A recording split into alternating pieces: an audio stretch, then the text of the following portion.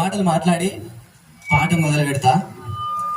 Doctor బాబాసాహెబ్కు గురువైనటువంటి Mahatma Jyotirao Phule, ఆయన లేకపోతే నేను లేను, మీరు లేరు, ఇంత హుందాగా కూర్చునే ఆ హక్కు కూడా లేకపోవు, బాబాసాహెబ్ కూడా లేకపోతుండే. కాబట్టి ఆయన ఎప్పుడు అనునిత్యం మనం కొలుచుకోవాలి. కాబట్టి ఆయన గురించి ఒక చిన్న పాట. బహుజనుల బతుకులల్లో జ్యోతివైనావా, మహాత్మా పూలేవైనావా. బహుజనుల బతుకులల్లో జ్యోతివైనావా, మహాత్మా పూలేవైనావా. బహుజనుల బతుకులల్లో జ్యోతివైనావా, మహాత్మా పూలేవైనావా.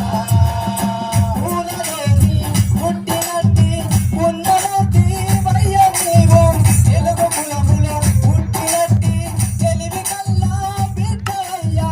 తెలివి లేని బతుకులల్లో వెన్నెలవైనావా, వెలిసే వెలుగువైనావా. బహుజనుల బతుకులల్లో జ్యోతివైనావా, మహాత్మా పూలేవైనావా. బహుజనుల బతుకులల్లో జ్యోతివైనావా, మహాత్మా పూలేవైనావా. ప్రాణాలను లెక్క చెయ్యక పాఠశాలను నడిపినావు, ప్రాణాలను లెక్క చెయ్యక పాఠశాలను నడిపినావు. బహుజనుల బాధలు తీర్చ బాధలెన్నో పడ్డవయ్యా.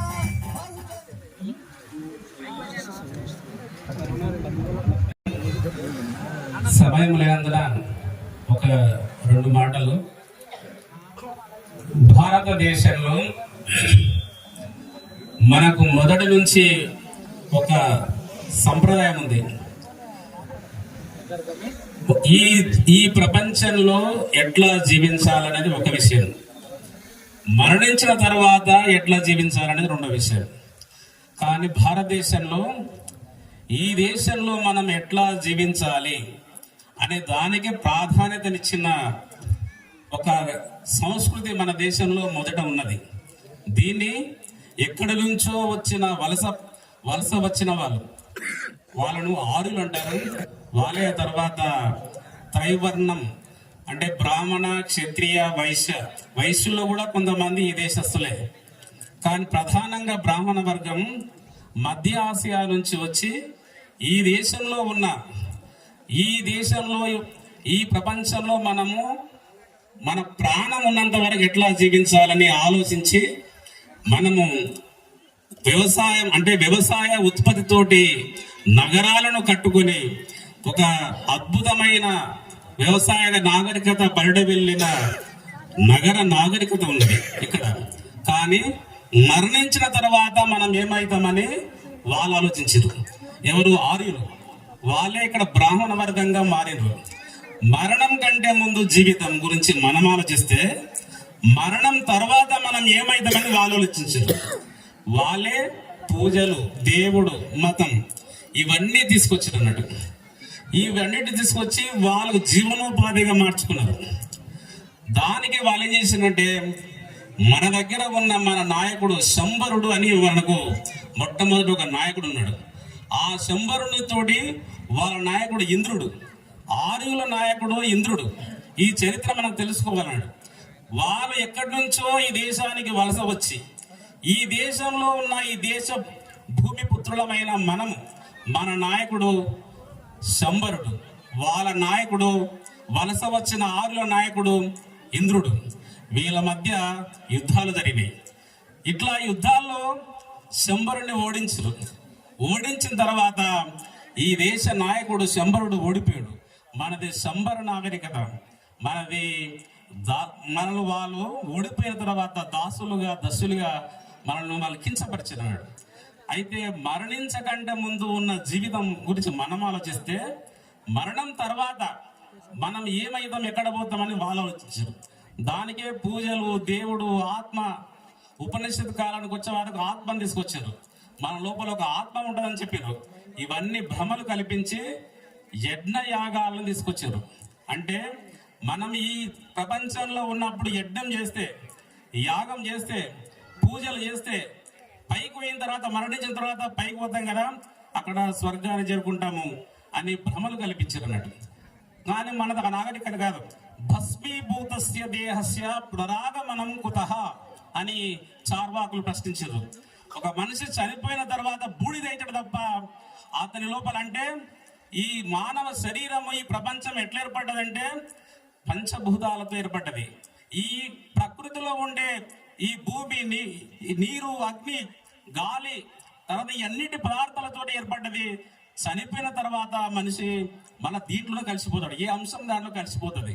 మన లోపల ఉన్న నీరు నీటిలో, మన తర్వాత మన మట్టిలో కలిసిపోతాం కదా. ఇంతే ఈ జీవితం. దీనికి మించి దీని లోపల ఆత్మ లేదు, ఇది పైకోవడం లేదు, స్వర్గానికి పోయేది లేదు, నరకానికి పోయేది లేదు. ఇదంతా భ్రమ, అవాస్తవం అని చెప్పిన వాళ్ళు చార్వాకులు. బుద్ధుడు అని చెప్పాడు. వాళ్ళు ఏం చేశారంటే యజ్ఞం తీసుకొచ్చారు, పూజా పునస్కారాలు యజ్ఞాలు చేశారు, చేయించారు. అట్లా చేయిస్తేనే మీకు చనిపోయిన తర్వాత మీరు పైకి పోతారు, అక్కడ మీకు స్వర్గ సుఖాలు వస్తాయని చెప్పారు. అది ఎందుకోసం చేశారంటే జీవనోపాధి కోసం, పొట్ట కోసం, వాళ్ళు పొట్ట పోషించుకోవడం కోసము మన శ్రమను దోచుకున్నారు. శ్రమ దోపిడే కాదు, మనం కష్టపడి సంపాదించుకున్న ధనాన్ని యజ్ఞయాగాల పేరిట ఖర్చు పెట్టించారు, పూజ పునస్కారాలతో ఖర్చు పెట్టించారు. చనిపోయిన కదా నీ ఏమవుతావో అనే భయం కల్పించారు. ఈ అంతా కల్పించి మనం దోచుకున్నారు. దోచుకోవడే కాదు, నీవు పంచముడు అన్నారు, నీవు శూద్రుడు అన్నారు, నీవు కింది కులం అన్నారు.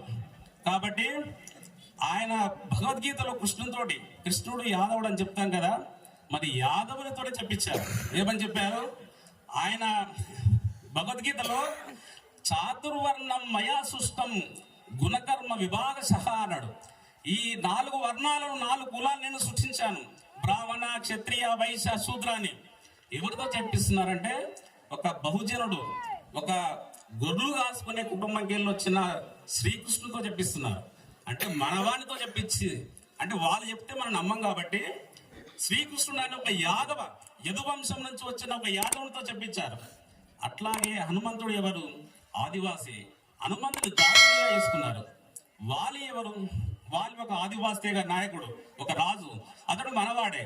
అంటే కింది తెగలకు సంబంధించిన, కింది కులాలకు సంబంధించిన మనుషులను వాడుకొని, ఉపయోగించుకొని మనల్ని అణచివేశారు. ఎవరు అంటే ఈ మధ్య ఆసియా నుంచి వచ్చిన, ఈ దేశానికి వలస వచ్చిన ఈ ఆర్యులు, వాళ్ళే బ్రాహ్మణులు. తర్వాత అదికే జాషువా అన్నాడు, ముసలివాడైన బ్రహ్మకు 4 కుమారులనుట విన్నాము గాని పసరమున కన్న హీనుడ భాగ్యుడైన 5వ కులస్థుడెవరమ్మా సవిత్రి. మీరు 4 వర్ణాలు చెప్పారు, బ్రాహ్మణ, క్షత్రియ, వైశ్య, శూద్ర. మరి దళితులు ఎక్కడి నుంచి వచ్చారు? అందులో ఆ కేటగిరీలో దళితులు లేదు. బ్రాహ్మణ, క్షత్రియ, వైశ్య, శూద్రుల్లో దళితులు ఉన్నారు, వీళ్ళు పంచములు ఉన్నారు. వీళ్ళు ఎక్కడి నుంచి వచ్చారు ప్రశ్నించున్నాడు. ఇదంతా కల్పన. ఇదంతా బ్రాహ్మణులు తమ పుట్ట పోసుకోవడం కోసము, వాళ్ళ ఉపాధి కోసము, వాళ్ళ జీవితం గడపడం కోసము, చనిపోయిన తర్వాత ఏమైతుందని ముందుకు తీసుకొచ్చి ఈ ప్రపంచంలో మన జీవితాన్ని నాశనం చేశారు. కాబట్టి చనిపోయిన తర్వాత ఈ ప్రకృతిలో కలిసిపోతాం, ఆత్మ లేదు, పైకోవడం లేదు. కాబట్టి దీనిపైన ఇంత రాజకీయం చేశారు. కాబట్టి ఈ రాజకీయంలో ఉన్న మోసాన్ని వాళ్ళు పూజ, దేవుడి రూపంలో, మత రూపంలో, ఆత్మ రూపంలో చేసిన మోసాన్ని మనం గ్రహించి మనము పాలకులుగా మారాలి. వేణుడు అనే రాజు, మన శూద్రరాజు. ఈ వేణుడు అనేవాడు ఒక ఆదివాసి, మన ఈ దేశానికి సంబంధించిన కింది వర్గాల శూద్రరాజు. వేణుడు ఇది గ్రహించి బుద్ధుడు వ్యతిరేకించాడు యజ్ఞయాగాలను. అదే పరంపరలో వేణుడు వ్యతిరేకిస్తే గౌతమ మునితో చెప్పించారు వాళ్ళకు, లేదు తప్పులు చేస్తున్నది, యజ్ఞయాగాలు చేయాలని చెప్పారు. యజ్ఞయాగాలు మీ పొట్ట కోసం చేస్తున్నారు, మీరు చేయమని చెప్పిండు. చివరికి వేణుని కుమారైన పృథువు చేత తన్నిడే చంపించారు వీళ్ళు. బ్రాహ్మణులు చెబితే దాసులుగా చేసుకుంటారు, మనల్ని వినకపోతే కుట్రలు చేసి చంపుతారు. శివాజీని కూడా అట్లాగే చంపించి వేశారు. శివాజీకి స్లో పాయిజన్ ఇచ్చి అతని కుమారుని కూడా, శివాజీ కుమారుని కూడా అట్లా చంపించారు. మళ్ళీ అదే శివాజీని ఇప్పుడు హిందూ ధర్మ పరిరక్షకుడు ప్రచారం చేస్తున్నారు. కానీ అంత మోసం. చరిత్రను తెలుసుకోవాలి. ఇటువంటి చరిత్రను మనము తెలుసుకొని ఈ మరణించిన తర్వాత మనం ఏమైతే కాదు, మరణం కంటే ముందు ఈ జీవితాన్ని మనం ఎట్లా గెలుచుకుంటాము. ఈ దేశాన్ని పాలించిన ఒకప్పుడు ఈ దేశాన్ని పాలించింది ఎవరంటే ఈ క్రింది కులాలే, వీళ్ళే రాజులు, వీళ్ళే క్షత్రియులు. వీళ్ళని ఓడించి వీళ్ళు శూద్రులుగా పంచములుగా మార్చివేశారు. కాబట్టి మనం ఈ మోసాన్ని గ్రహించి మళ్ళీ అధికారంలోకి రావాలి. అంబేద్కర్ అందుకే అది మాస్టర్ కీ అన్నాడు. రాజ్యాధికారం ద్వారానే మనము అన్ని సాధించుకుంటామని చెప్తూ తెలుసుకున్నాను. డాక్టర్ గారికి వందనాలు. కొంచెం సమయం ఎక్కువ తీసుకున్నాడు. ఇప్పుడు మాస్టర్ వెంకటేష్ దయచేసి నా విన్నపాన్ని దృష్టిలో ఉంచుకుంటారని మనం. సభకు నమస్కారం. మీకు అందరికీ తెలుసు, ముఖ్య అతిథి ప్రొఫెసర్ కాశీమన్న గారు. వేదికపై ఉన్న అతిరథ మహారాజులు ఏ ఒక్కరు తక్కువ కాదు. అట్లని కింద కూర్చున్న వాళ్ళు ఎవ్వరు మామూలు వ్యక్తులు కాదు. అందరు కనిపిస్తున్నారు ఆ ముఖాలు. ఒక్కొక్కరు ఒక్కొక్క సంఘాన్ని, ఒక్కొక్క సమాజాన్ని, ఒక్కొక్క ఊరిని నడిపించగలిగిన శక్తి ఉన్నవాళ్ళు. మీ అందరికీ నమస్కరిస్తూ నాకు ఈ అవకాశం ఇచ్చిన సభాధ్యక్షునికి మరియు ఈ మంగనూరు గ్రామ యువకులు, అంబేద్కర్ యువజన సంఘ యువకులు, నిర్వాహకులకు అందరికీ నా తరపున ధన్యవాదాలు తెలియజేస్తూ, నా పేరు బోట్క వెంకటేష్. బోట్క అంటే ఈ ఊరిలో ఒక గోత్రం. ఈ ఊరు ఇడిచిపెట్టిన వలస పక్షిని, కానీ ఈ ఊరునే నా ఇంట పెట్టుకున్నా. నా పేరు మంగనూరు వెంకటేష్. ఈ గల్లీలో కాదు, ఢిల్లీలో కూడా రాష్ట్రపతి చేత మంగనూరు వెంకటేష్ అని చెప్పించుకున్నా.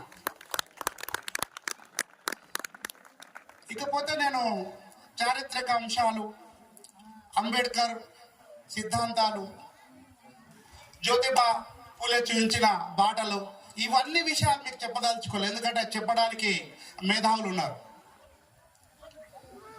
ఏమిటి అంబేద్కరిజం? అంబేద్కర్ ఆలోచన విధానం పైన సభ. ఏం చేసిండు ఆలోచన అంబేద్కర్? నేను ఈ ఊర్లో పుట్టిన ఒక మాదిగ కుటుంబంలో పుట్టిన ఒక మాదిగ వ్యక్తిని. బాబాసాహెబ్ అంబేద్కర్ లేకపోతే నేను కోచి పెట్టుకొని గొర్రెల కన్ను బర్రెల కన్ను ఉండే వెంకటిగాడిని. బాబాసాహెబ్ అంబేద్కర్ ఈ దేశంలో పుట్టిండు కాబట్టి నేను ఈ రోజు వేదిక పైన ఈ మైకు పెట్టుకొని మీ ముందర మాట్లాడగలిగే ఒక శక్తి, ధైర్యం, దమ్ము నాకు వచ్చింది. అది ఇచ్చింది బాబాసాహెబ్ అంబేద్కర్. మరి ఏమిచ్చిండు ఆయన? నేను ఎట్లా అర్థం చేసుకున్నా? బాబాసాహెబ్ అంబేద్కర్ ఆలోచన విధానాన్ని నేనే విధంగా అర్థం చేసుకున్నా? ఆయన సమాజానికి ఒకటే ఇచ్చిపోయాడు. చెల్లి గంగ చెప్పింది పాటలో, బోధించు, సమీకరించు, పోరాడు. ఆ మూడు విషయాలను ఈ సమాజానికి అందించిపోయాడు. బోధించు అంటే ఏం బోధించాలి? సింగర్స్ నుంచి, ప్రొఫెసర్స్ నుంచి, డాక్టర్స్ నుంచి ప్రతి ఒక్కరూ మనకు అనేక అంశాలు బోధిస్తూనే ఉన్నారు. చరిత్రను శోధించి, సాధించి, నేర్చుకొని చరిత్ర అంశాలను మనకు అనుకూలంగా ఎట్లా మార్చుకోవాలి అని వాళ్ళు బోధిస్తూ ఉన్నారు. అందులో భాగంగానే నేను బాబాసాహెబ్ అంబేద్కర్ పుణ్యాన రిజర్వేషన్ ఉపయోగించుకొని హాస్టల్లో సీట్ సంపాదించుకొని బాల కార్మికుడిగా పనిచేసి ఈ ఊర్లో గుబ్బల దగ్గర బర్ల కాడ కొన్ని రోజులు 6 నెలలు, సంవత్సరం జీతం ఉన్న జీతగాడిగా బతికి ఊహ తెలిసిన తర్వాత పాలమూరు పోయి నేర్చుకొని 4వ తరగతిలో జాయిన్ అయ్యి చదువుకుంటూ ఒక ఉపాధ్యాయ వృత్తిలోకి వచ్చిన ఉపాధ్యాయుడిగా, అంటే బోధించే స్థాయికి వచ్చిన. గత 36 సంవత్సరాలుగా బోధిస్తూనే ఉన్నా. 1988లో టీచర్, ఇప్పుడు కల్చర్డ్ హెడ్ మాస్టర్, మొన్నటి వరకు ఎంఈఓ. ఇది నేను బోధించడంలో. ఇక సమీకరించే విషయంలో నాకు ఊహ తెలిసినప్పటి నుంచి బాబాసాహెబ్ అంబేద్కర్ పేరు మీద అంబేద్కర్ యువజన సంఘాలు, ఇతర దళిత సంఘాలు, బీసీ సంఘాలు, రిజర్వేషన్కి అనుకూలమైన సంఘాలు, ఇలాంటి అనేక సంఘాలలో అనేక సభలు, సమావేశాల్లో సమీకరిస్తూ వాళ్ళకు సమీకరిస్తూనే ఉన్నాం. ఇక పోరాటాల విషయానికి వస్తే చాలా పోరాటాలు ఉన్నాయి సమాజంలో. అనేక పోరాటాల వల్ల చైతన్యం చెందినాం మనం. అలాంటి పోరాటాలలో చైతన్యం చెందిన వ్యక్తులలో మరో వ్యక్తి మన అన్న ప్రొఫెసర్ కాశీం గారు. నాకు అందుబాటులో ఉండి నాకు అనుకూలంగా ఉన్న పోరాటం మాదిగ దండోరా పోరాటం. నాకు ఊహ తెలిసినప్పటి నుంచి 1996 నుంచి ఎంఆర్పిఎస్ మూవ్మెంట్ లో చాలా కీలకంగా పనిచేసిన వ్యక్తిని నేను. ఆ పోరాటంలో ఏం సాధించిన అంటే, దయచేసి ఇక్కడ ఉండే వాళ్లకు ration card, white ration card ఉన్న వాళ్ళు ఎవరైనా ఉంటే వాళ్ళకి తెలుస్తుంది. ఆరోగ్యశ్రీ పథకం సాధించడానికి 2004 ఆగస్టు 7న గుండె జబ్బుల పిల్లలతో చాలా పెద్ద ఉద్యమం చేసిండు మహానాయకుడు మందాకృష్ణ మాదయ్య గారు. ఆ ఉద్యమంలో పాల్గొని పార్టిసిపేట్ చేసి నా వంతు కృషిగా నేను పార్టిసిపేట్ చేసిన.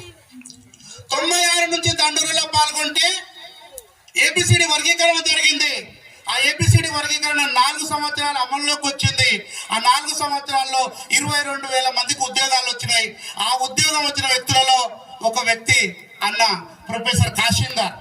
ఏబిసిడి వర్గీకరణ నేను డైరెక్ట్ గా ఏం చేయలే, కానీ సమాజానికి ఉపయోగపడే ఉద్యమాలలో నా వంతు కృషిగా, నా వంతు బాధ్యతగా నేను పాల్గొంటూ వస్తున్నా. అట్లే అనేక ఉద్యమాలలో పాల్గొనడం వల్ల ration card, white ration card, Aarogyasri పథకమే కాకుండా వికలాంగుల సోదరులకు పెన్షన్ పెంచే విధానంలో అనేక మీటింగ్లు పెట్టినాం. దాంట్లో మాదిగలు ఒక్కరే లేరు, వికలాంగులు అన్ని కులాల వాళ్ళు ఉన్నారు. అదేవిధంగా రేషన్ బియ్యం, ఆకలి కేకలు అనే సభతో రేషన్ బియ్యం 4 కిలోలు ఇచ్చేవాళ్ళు ఇప్పుడు 6 కిలోలు ఇస్తున్నారు. ఆ ఉద్యమంలో పాల్గొన్నాం. ఇలా అనేక ఉద్యమాలు చేస్తూ అంబేద్కర్ ను అర్థం చేసుకునే క్రమంలో ఆయన కుల నిర్మూలన కోసం పనిచేసిండు. కులం పునాదుల పైన ఒక నీతిని గాని, ఒక జాతిని గాని నిర్మించలేమన్నాడు. కాబట్టి కులం నిర్మూలించబడాలి. ఎవరికి నిర్మూలించబడాలి? ఆధిపత్యం వహిస్తున్న కులాలు వాళ్ళ కులాలను వదిలేయాలి. అనగారుతున్న కులాలు మనము చైతన్యం కావాలి. మనకు కుల పిచ్చి లేదు, కుల చైతన్యం అవసరం ఉంది, కుల ఐక్యత అవసరం ఉంది.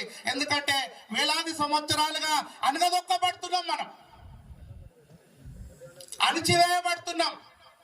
అనైక్యత కాక మనం కొంచెం హుషారుగా ఉంటే, మా మంగళూరు పిల్లలు ఇంత హుషారు ఉన్నారు కదా, మీరు చూడండి ఓ నెల లోపల ఎన్ని గ్రూపులు చేస్తారో ఊర్లో. ఈ ఐక్యతను పార్టీకో గ్రూపుగా మార్చేసుకుంటారు. సో ఇలాంటి వాటిని గ్రహించాలి. కుల నిర్మూలన కోసం పనిచేసిండు, కుల నిర్మూలన కోరుకున్నాడు. కాబట్టి కులం నిర్మూలన జరగాలంటే కులం అర్థం కావాలి, కులం యొక్క పునాదులు అర్థం కావాలి. ఏ కులం నుంచి అయితే వచ్చినామో ఆ కులాన్ని అభిమానిస్తూనే ఇతర కులస్తులతో కలిసిమెలిసి సోదర భావంతో ఐక్యతను చాటుకొని మనం ముందుకు పోవాల్సిన అవసరం ఉంది. ఇంకొక విషయం చెప్పి నేను ముగిస్తా. బాబాసాహెబ్ అంబేద్కర్ ఈ అనగారిన మాటలు రాని మూగ జనాలు, అంటరాని వాళ్ళకు సైతం వజ్రాయుధం అనే ఒక ఓటు హక్కు ఇచ్చిపోయాడు. ఆ ఒక్క ఓటు హక్కును అర్థం చేసుకోలేకపోతున్నాం ఈ రోజు వరకు. మా వేదిక మీద చాలా మంది నాయకులు ఉన్నారు, వేదిక కింద ఉన్నారు. అన్నిటి గురించి మాట్లాడతాం, ఓటు గురించి మాట్లాడాలంటే భయపడతాం.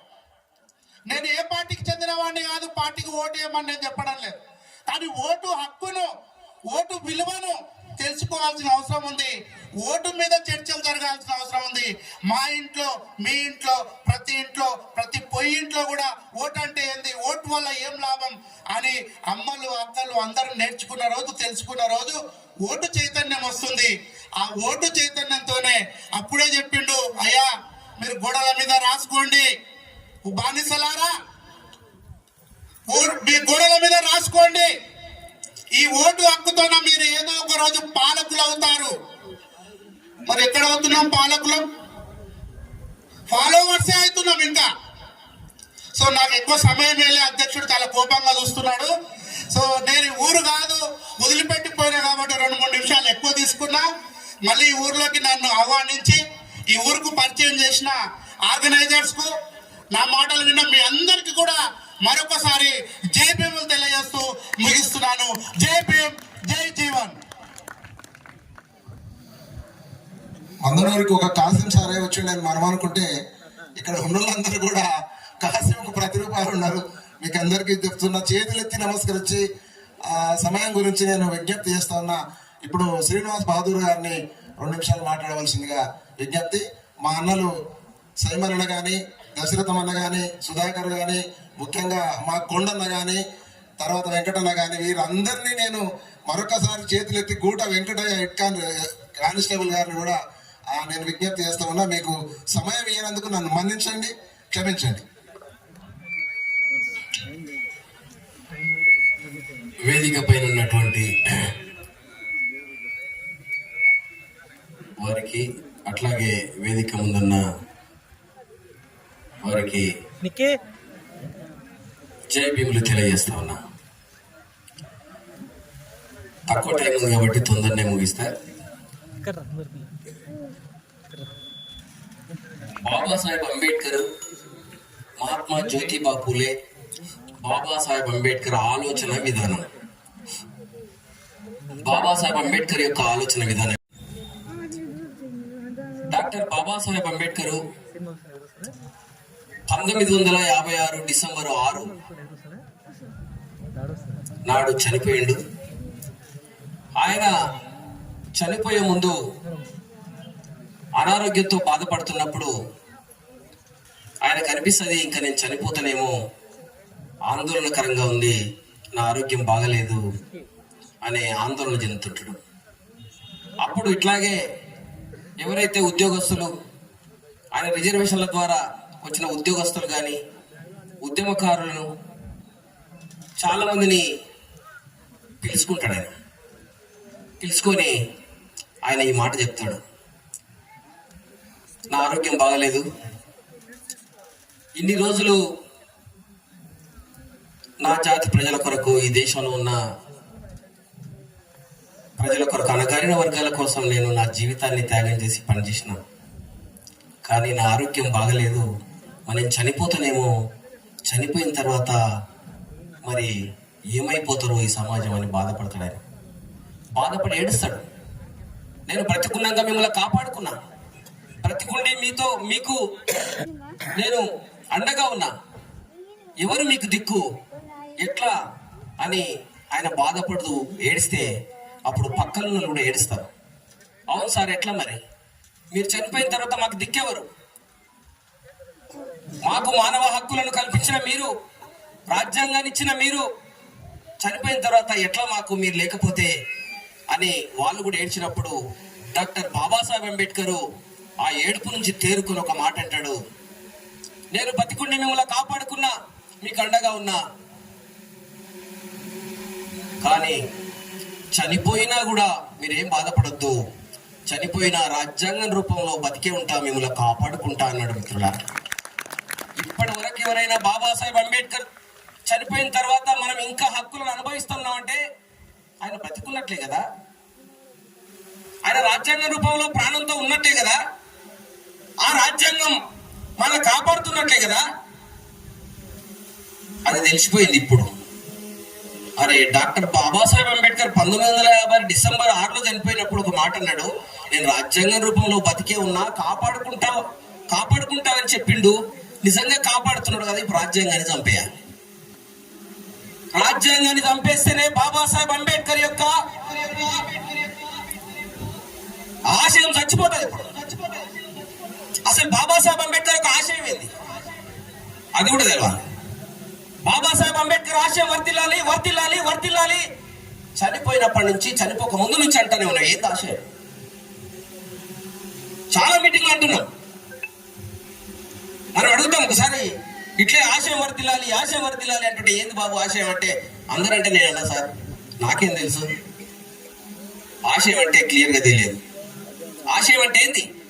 డాక్టర్ బాబాసాహెబ్ అంబేద్కర్ ఆయన కొడుకు చనిపోయినప్పుడు, చనిపోయిన ఆయన కుమారుణ్ణి సమాధి చేయకుండా రౌండ్ టేబుల్కి వెళ్ళినప్పుడు అక్కడ ఆంగ్లేయులు అడుగుతారు, డాక్టర్ బాబాసాహెబ్ అంబేద్కర్ గారు మీ కుమారుణ్ణి సమాధి చేయకుండా ఈ సమావేశానికి రావడానికి అంతర్యం ఏమిటి?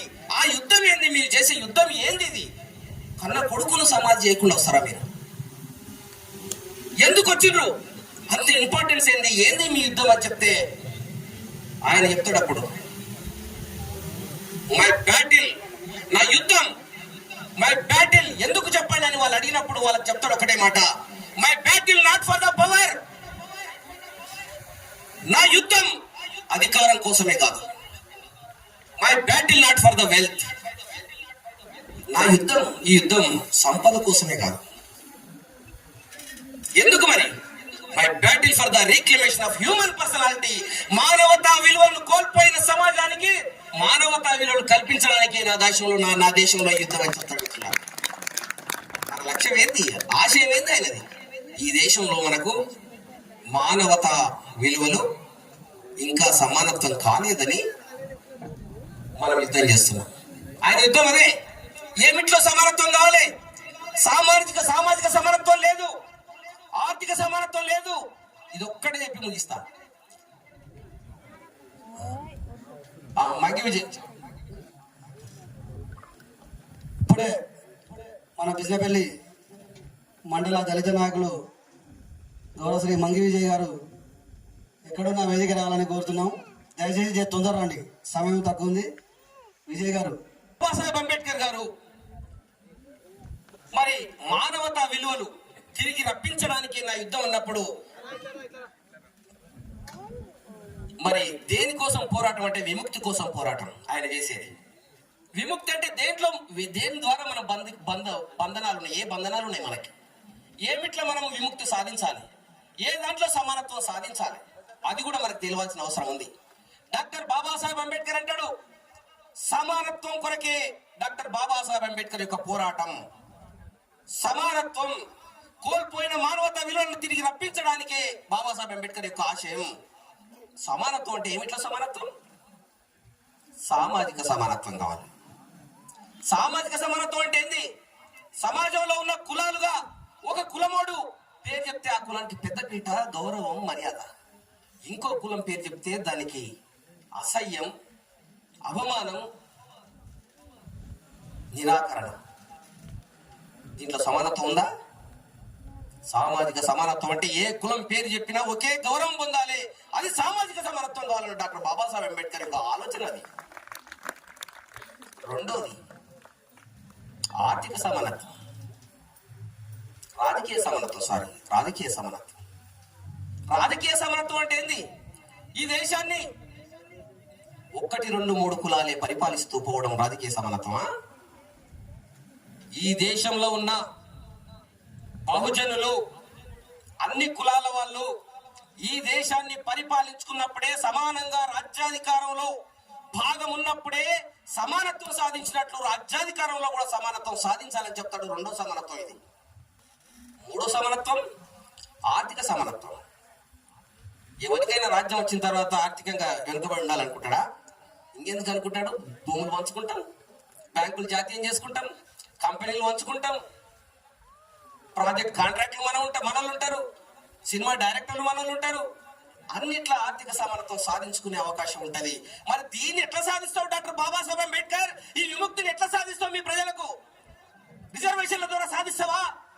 రిజర్వేషన్ల ద్వారానే ఇదంతా సాధ్యం అంటే ఆయన బాబాసాహెబ్ అంబేద్కర్ ఒక మాట అంటాడు, రిజర్వేషన్లు అనేది కేవలం మొత్తంలో 15% అయితే, ఆ రోజు 8% ఉండే, 8% అయితే ఆయన మాట్లాడినప్పుడు 15% అయితే, 15% అంటే మొత్తంలో 15% అంటే ఈ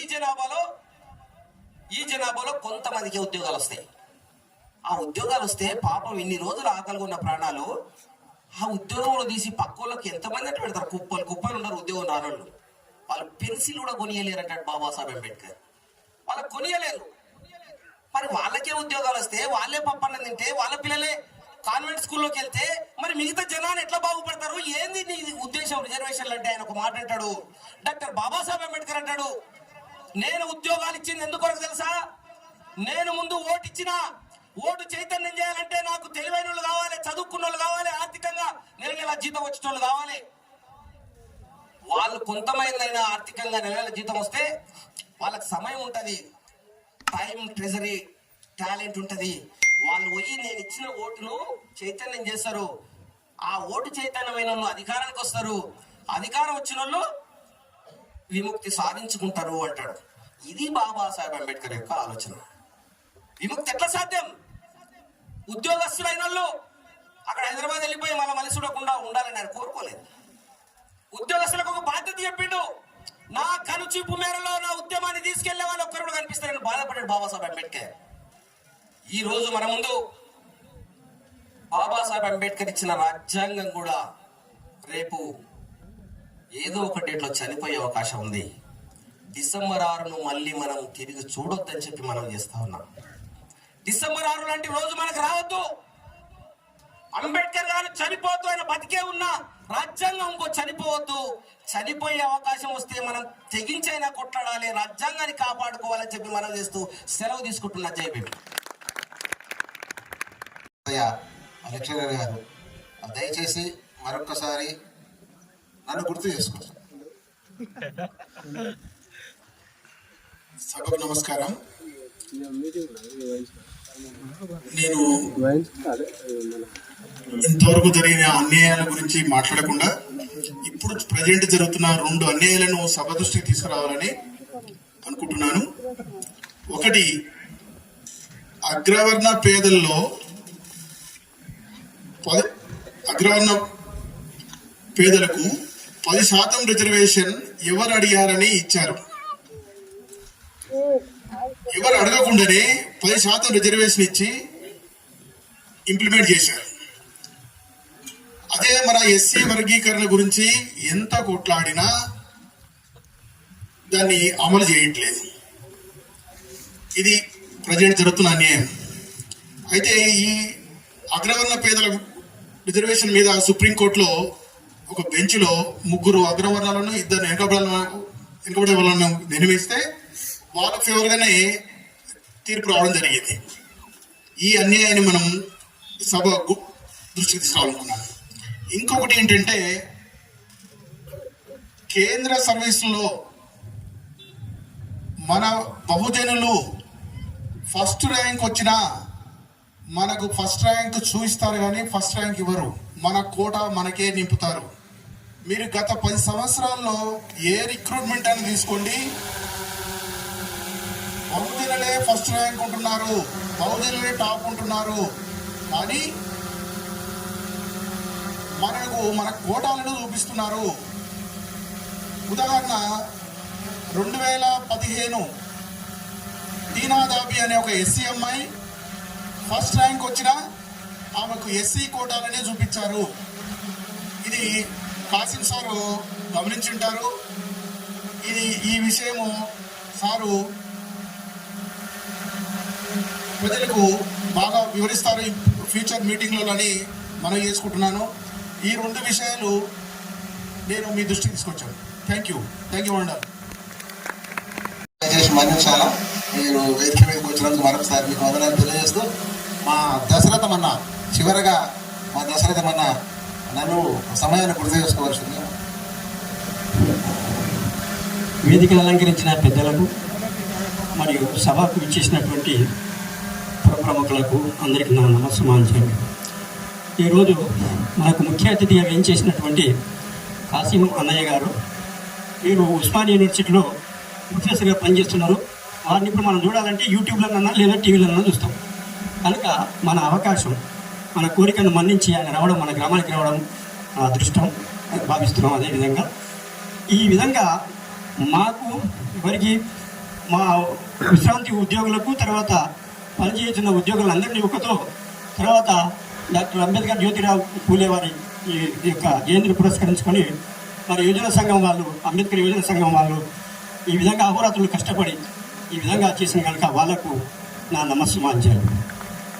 తర్వాత మరి ఇప్పుడు మన సోదరుడు అసిస్టెంట్ ప్రొఫెసర్ డాక్టర్ పరిమళ గారు వర్ణ సంకరాన్ని గురించి చెప్పిండ్రు. తర్వాత మన బహదూర్ అన్నయ్య గారు మరి దాన్ని కూడా ఆయన సందేశం ఇచ్చిండ్రు.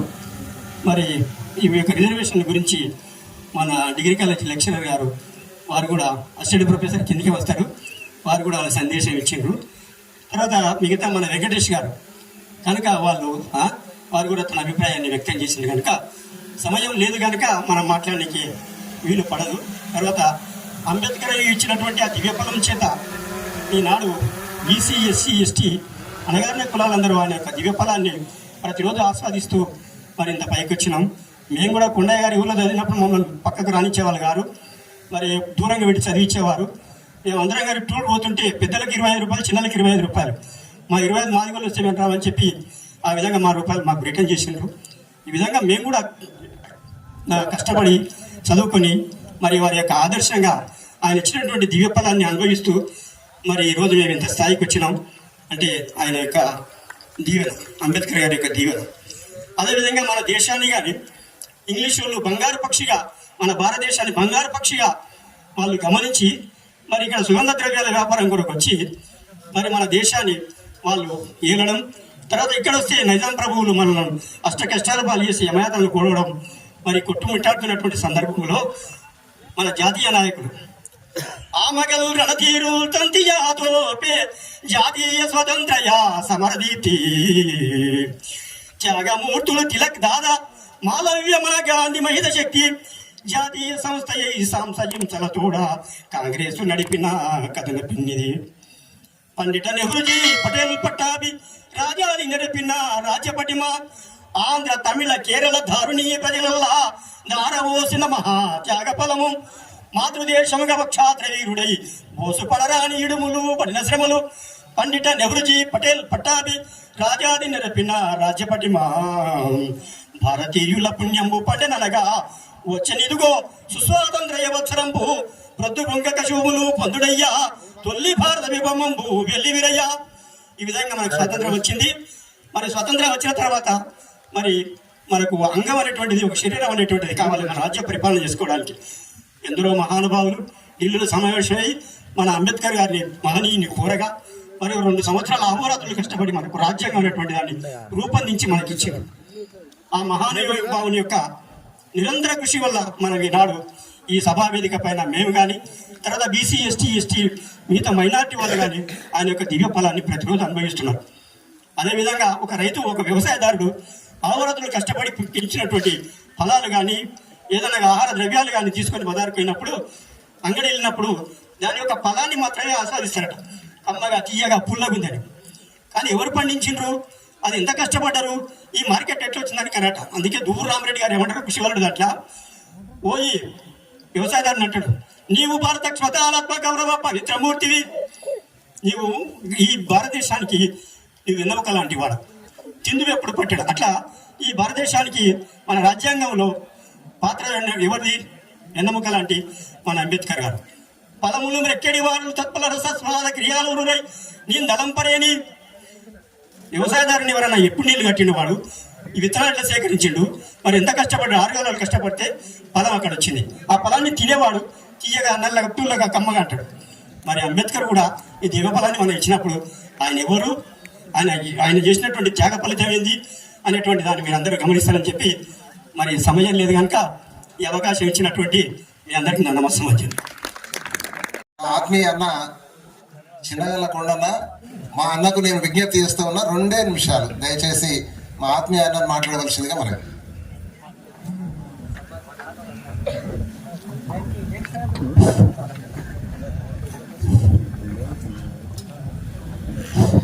సభాధ్యక్షులు తమ్ముడు కొండన్న, ఈనాటి ఈ సమావేశానికి ముఖ్య అతిథిగా వచ్చేసిన పూజ్యులు పెద్దలు కాసిం గారు, అదేవిధంగా వేదిక పైన ఉన్న సోదరులు సోదరిమణులు, ఈ సమావేశానికి విచ్చేసిన నా సోదరులు, దళిత బంధువులు, మనందరం కూడా ఒక కుటుంబ సభ్యుల లెక్క ఈరోజు ఇక్కడ సమావేశం జరిగింది. మరి తమ్ముడు మంగి విజయ్ బహదూర్ అంటే మా గ్రామం అంటే వాళ్ళకు చాలా మక్కువ. ఈ గ్రామాభివృద్ధి కొరకు కూడా వాళ్ళు పాటు పడతా ఉన్నారు కనుక వాళ్ళకు ప్రత్యేకంగా కృతజ్ఞతలు.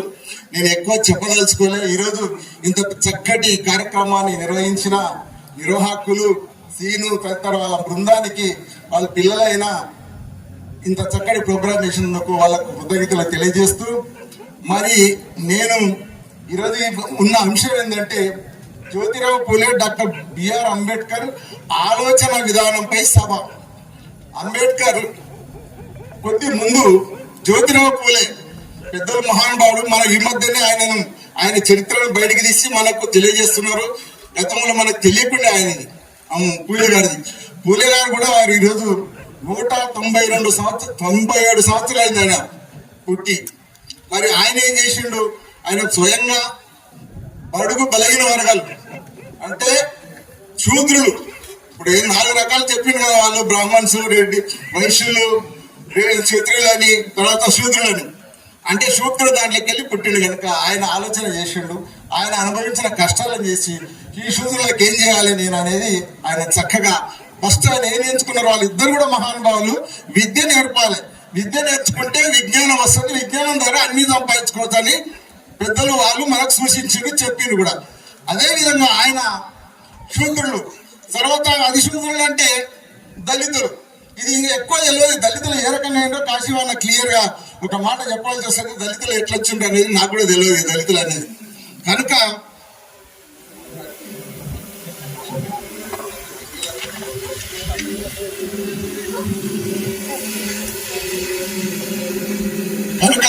మనకున్న ఇప్పుడున్న జాడ్యం ఏంటంటే బ్రాహ్మణ్స్ తర్వాత రెడ్డిస్ వాళ్ళు కాదు, ఈ దళితులకు బీసీలకు వైరం ఎక్కడ చూసినా కొట్లాటలు. ఈ బీసీలు ఏమంటారు? మీరు అంటరానితనం అంటే వాళ్ళతో పాటు ఎక్కిస్తా ఉన్నారు కనుక మనలను కూడా వీళ్ళు అంటరానితనానికి వాళ్ళు భావిస్తున్నారు కనుక మనం ఒకటి గుర్తుపెట్టుకున్న పాయింట్ ఇక్కడ. పూలే గారు ఏం చెప్పారంటే, అరే మనం కూడా శూద్రులం రా, ఫస్ట్ మనం శూద్రులం, మనకు చదువుకోవాలని చెప్పలేదు, చదువు దూరం చేసింది మనకు. దళితులు కాదు, మన దళితులతో వైరం ఎందుకు అయ్యా? మేము కలిసి నేను ఈరోజు ప్రథమంగా చూస్తున్న మహాత్మా పూలేది అంబేద్కర్ ను ఒక దగ్గర పెట్టి ఈ దళితులు బీసీలు అందరూ ఒకటే అనే ఒక నినాదాన్ని ఈ సమాజానికి పంపిస్తున్నందుకు చాలా థ్యాంక్స్. కనుక మనం ఈ రోజు నుంచి ఈ విధానాన్ని మనం ఒకరికొకరు అనుకోకుండా ఈ బీసీలు ఎస్సీలు ఒకటైతే రాజ్యాధికారం మన చేతులకు వస్తుంది. కనుక దయచేసి మనం యూనిట్ గా ఈ గ్రామంలో స్టార్ట్ చేస్తే ఒక మండలం, ఒక తాలూకా, ఒక ఇట్లా వెళ్ళిపోతుంది. కనుక మనం ఆలోచించాలని నేను మన గ్రామ సోదరులందరికీ కూడా నేను తెలియజేస్తున్నాను. ఎందుకంటే పెద్దలు చెప్పిండు వాళ్ళ ఆలోచన విధానం, అంబేద్కర్ చెప్పిండు, కానీ ఆయన చెప్పిన విధానాన్ని మనం అంటే నేను ఆయన గురించి ఎక్కువ చెప్పను, మన కాసిం సార్ అన్న చెప్తాడు. ఇప్పుడున్న సిచ్యువేషన్ నాకు కళ్ళకు కనిపించే విధానాన్ని చెప్తానట్టు. ఇప్పుడు దాదాపు స్వాతంత్రం వచ్చి 75 సంవత్సరాలు అయిపోయింది. మనకు మహానుభావుడు అమూల్య పెద్ద భారత ప్రపంచంలోనే పెద్ద రాజ్యాంగాన్ని రాసి మన చేతికిపోయి దాంట్లో రిజర్వేషన్ అంటే ఈ రకంగా మీరు ఫాలో అయ్యి ఈ దేశాన్ని పాలించుకోండి అని అన్ని హక్కులు మనకి ఇచ్చిపోయింది. కనుక వాటిని తూచా తప్పకుండా మనం పాటిస్తే మనకు ఎవరి సహాయం అవసరం లేదు. కనుక మనకు ఉన్నది అతి ముఖ్యమైనది ఏంటంటే విద్య ద్వారానే అన్ని చేసుకోవాలని వాళ్ళు చెప్పిన. కనుక ఈ రోజు నేనేం చెప్తున్నా అంటే అంబేద్కర్ గారు ఏదైతే చెప్పిండో విద్య నేర్చుకోండి. చాలా మంది ఏం చేస్తున్నారు, పిల్లలకు విద్య డ్రాప్ అవుట్ 10th లో 12th లో డిగ్రీలో వరకు చదివి ఇంకా ప్రయోజకులు కాకుండా ఏ తల్లిదండ్రులు అయితే వాళ్ళ మీద ఆశ పెట్టుకొని కష్టపడి పైసలు పెట్టుకొని కష్టపడి భూములు అమ్ముకొని ఇల్లు అమ్ముకొని పిల్లలు చదివించిండ్రో ఆ తల్లిదండ్రుల యొక్క ఆశయాలు నెరవేరుస్తలేవనేది నాకు ఒకటి బాధ. ఎందుకంటే మనం కార్య దీక్షతోన పట్టుదలతోన చదివితే అన్న ఏ రకంగా అయితే ఈరోజు ప్రొఫెసర్ అయ్యి ఒక తెలుగు విభాగానికి అధిపతి అయ్యిండో ఆ రకం కనీసం మన కుటుంబాన్ని పోషించుకొని మనం బాగుపడతాం. కానీ మనం ఆ రకంగా చేయడం లేదు. దేనికో చిన్న ఆశపడి మన జీవితాన్ని మనమే నాశనం చేసుకుంటున్నాం. ఇంకొకటి ఏంటంటే ఎంతమంది అయితే స్వాతంత్రం వచ్చిన తర్వాత ఉద్యోగాలు అనేక రకాల ఉద్యోగాలు మనం పొందినాం. జూనియర్ అసిస్టెంట్ అనుకో, సీనియర్ అసిస్టెంట్, గ్రూప్ 1 ఆఫీసర్ అనుకో, ఐఏఎస్ అనుకో, ఇంతమంది వచ్చిన తర్వాత ఏ కుటుంబం నుంచి అయితే వచ్చిండ్రో ఆ కుటుంబాలను కనీసం వాళ్ళు ఆ కుటుంబం గురించి ఆలోచన చేసి నీ తమ్మునికో నీ అన్నకో నీకు చేయుతనిస్తే ఇంత దుస్థితి రాదు కదా. ఉద్యోగం రాగానే నీ భార్య పోయి అంటే పక్కన ఉండి కనీసం తమ్ముని పొలం అమ్మితే అన్న కొంటున్నాడు. ఇప్పుడు ఉద్యోగం వచ్చిన తర్వాత ఏమైనా మహిళ కొంటున్నాడు నా పొలాన్ని అంటున్నాడు. అది మరి సొంత రక్త సంబంధాన్ని నేను చదువుకొని నిన్ను చదివిస్తే మీ నాయన నువ్వేం చేస్తున్నావు? ఈ రకంగా చేస్తా ఉన్నావు. కనుక మన కుటుంబాలను మర్చిపోకూడదు. మన కుటుంబానికి చేదోడు కాదోడుగా ఉంటారని మన తల్లిదండ్రులు ఒక 4 కుటుంబంలో అన్నదమ్ములు ఉంటే ఒక్కరికి అవకాశం వచ్చి వాటి ప్రయోజకుడు అయితే మిగతా 4 కూడా మనం చూస్తే అప్పుడు అంబేద్కర్ యొక్క ఆశయాన్ని మనం నెరవేర్చినట్లయితాం. ఇది ఫస్ట్ పాయింట్. రెండవ పాయింట్ ఏం చెప్తున్నాను నేను, ఇంతకుముందు చాలా మంది భయపడుతున్నారు బీజేపీ గవర్నమెంట్ వస్తే రాజ్యాంగాన్ని మార్చేస్తుంది అని చెప్తా ఉన్నారు.